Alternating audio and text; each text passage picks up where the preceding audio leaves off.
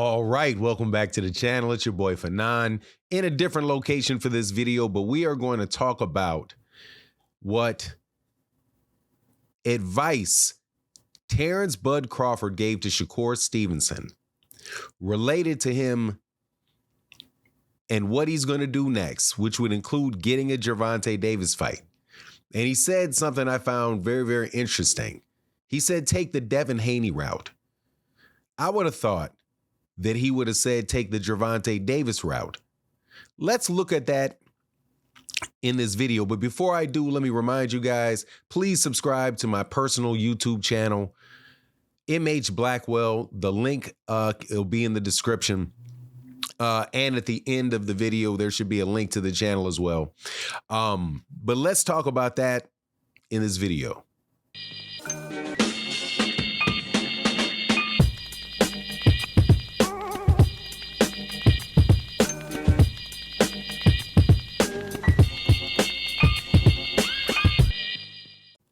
All right, welcome back to the channel. It's your boy Fanon, and in this video, we are going to be in the 135-pound division, where Gervonta Davis and Shakur Stevenson are both champions and on their way to try to make a fight with each other.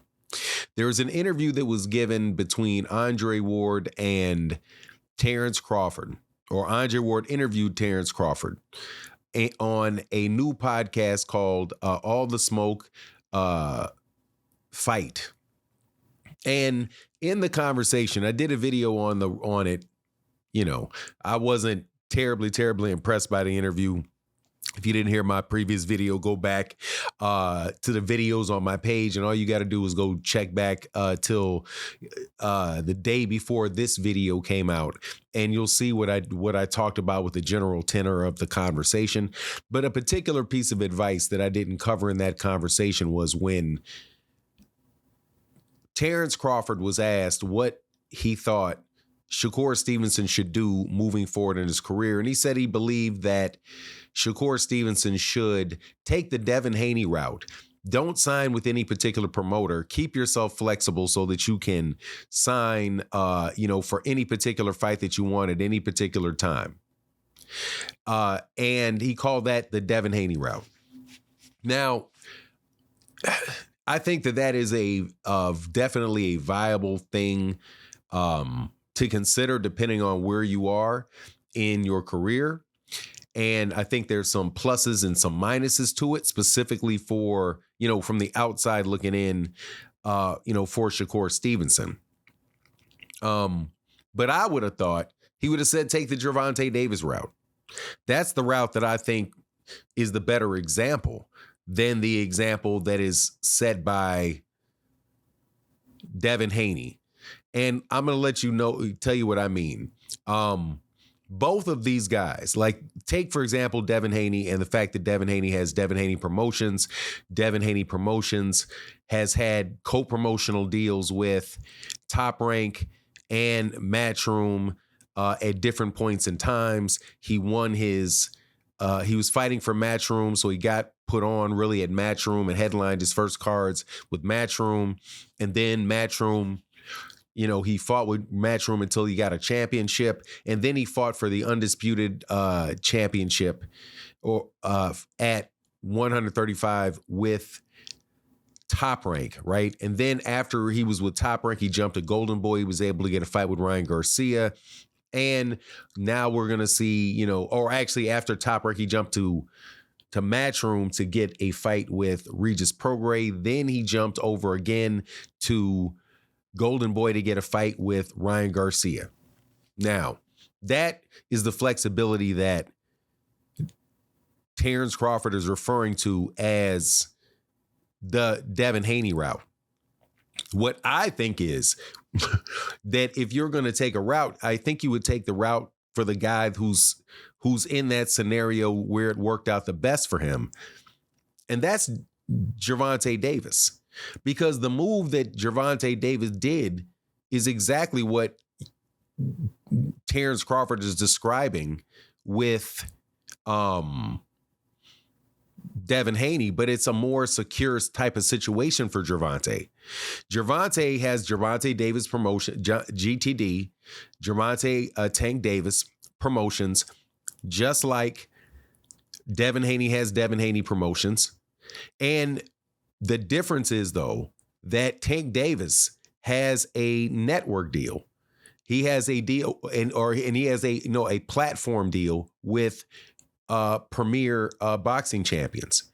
Now, he did sign that, though, as his own independent agent.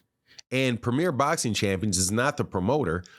So all the promotional fees and the negotiations for the fights are taking place with GTD for Gervonta Davis. That's why I think you hear Coach Calvin Ford, Kenny Ellis, and you also hear Leonard Ellerby, who is now with GTD. That is a company that is dealing with a network. But the difference between the two things with Devin Haney is always doing co-promotional deals with another promoter. Doing a co-promotional deal with another promoter when the promoter is the one that has the money, but it just looks to me to be something that has the downside of it is that if you're not a huge ticket seller, you're not a huge ticket seller and a huge pay-per-view seller, something like that, then you wind up being the B side on the, to the person that the other promoters promoting, because you're not they're paying the other fighter is paying the money.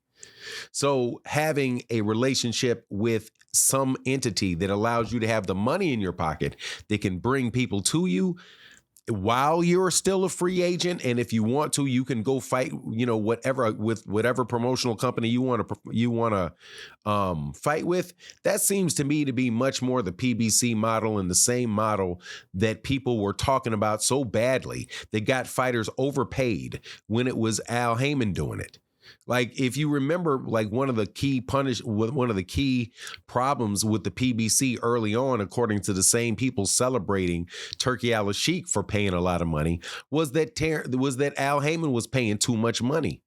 Now, Al Heyman probably paid him too much, extra money because he got rid of the promoter. So now people are sitting there saying, get rid of the promoter, but they're pointing to other people as the example of what is, of what to follow, when really, that's the same model that Floyd had. Floyd broke from Top Rank. He got money, Mayweather Promotions, and he did co-promotional deals with Oscar De La Hoya on fight cards on Showtime. You know what I mean? So it's like, to me, I don't see why you wouldn't just give the advice and use the name of the person that not unironically, people are saying not to talk to when they're doing fights.